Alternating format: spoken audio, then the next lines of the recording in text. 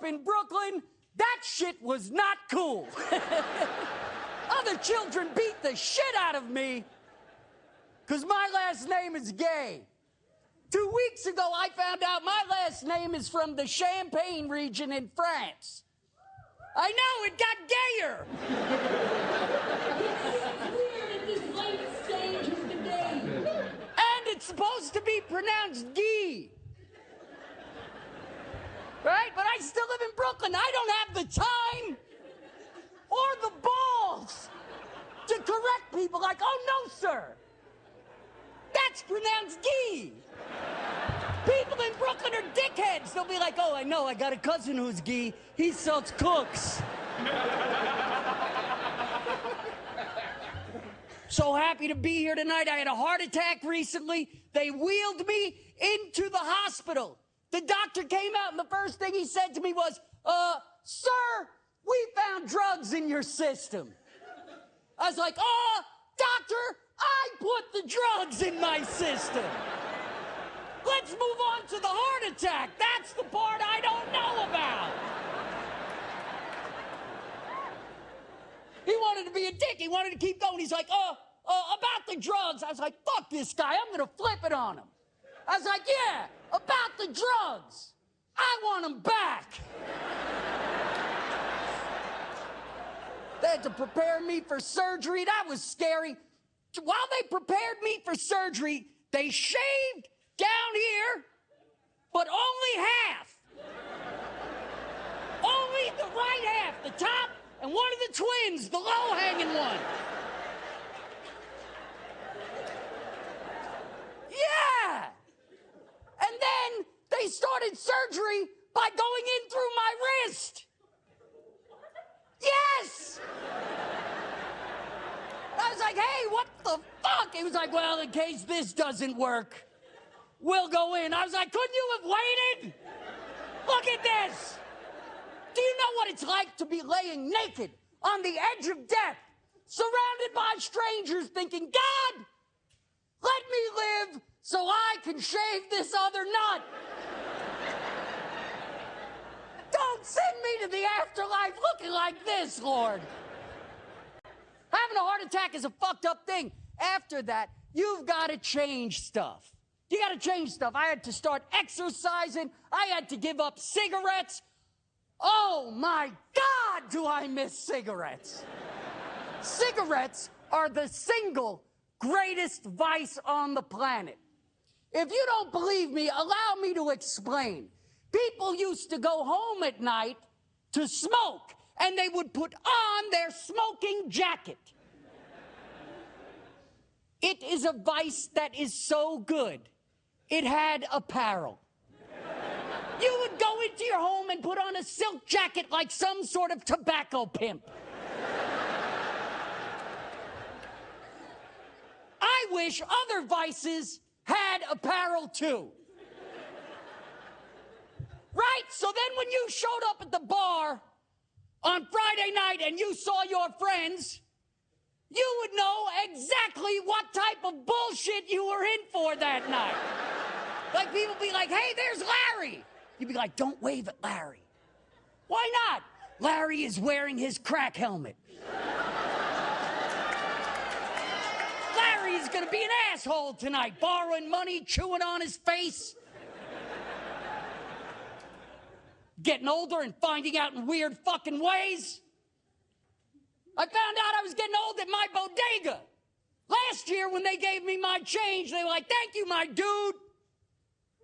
Now they go, thank you, sir. Hey, fuck you. He's off on that sir shit. Whenever some young motherfucker gives me that sir shit, I have something for him, though. When they go, thank you, sir, I go, I welcome your thanks, young squire. See, that puts an end to that sir shit 99% of the time. But the asshole at my bodega on the corner likes to spend his weekends at the Renaissance Festival. Yeah, so now every time I come in, he's like, my liege! I like Los Angeles. It's crazy, though. I was out here on Hollywood Boulevard. It reminds me of my hometown, New York. Listen, if you are from New York or LA, you have a superpower that other people in the country don't. And that is you can ignore more crazy than anybody else on the planet.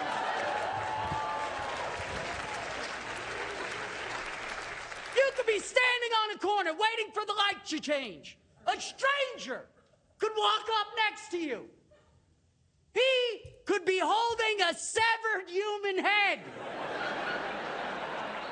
wearing no pants, no underwear, rock hard dick out to here. If you're from a town like ours, you just go, not my head, not my dick, not my business.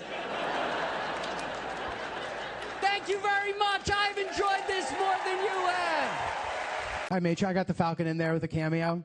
I was editing that video for like 2 or 3 months, and I was just looking at myself every day, and I just started hating the way that I look. Specifically, I was like a little heavier too in the video. I was just, my body, just like not that down. Like I don't gain weight in a masculine way. Like when I gain weight, it immediately just starts to be like, I just start to get all curvy. I feel like as a guy, you don't want your descriptive word to be voluptuous. Oh yeah, G's thick, dude. It's crazy. Like when, it's amazing, like, you know, if you can see yourself on a video, like that's a great way to know that you've gained weight. But otherwise, like, how do you find out? Like typically it'll just be like your rudest friend will tell you. It's just a crazy thing to be doing. I'll never forget the last time this happened to me. I went to visit one of my friends, and the person who told me I'd gained weight was the guy who mows his lawn. Who's like, very nice guy, but like, doesn't speak English at all. But still, he was able to convey to me that he thought I'd gained weight. Which I'll never forget. Because I show up, I'm like, hey, what's up? He goes, Poppy.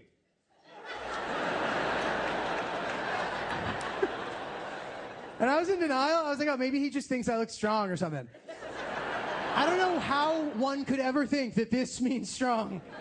So I just said, oh, thank you, Poppy. And he made sure to clarify. He goes, no, Poppy.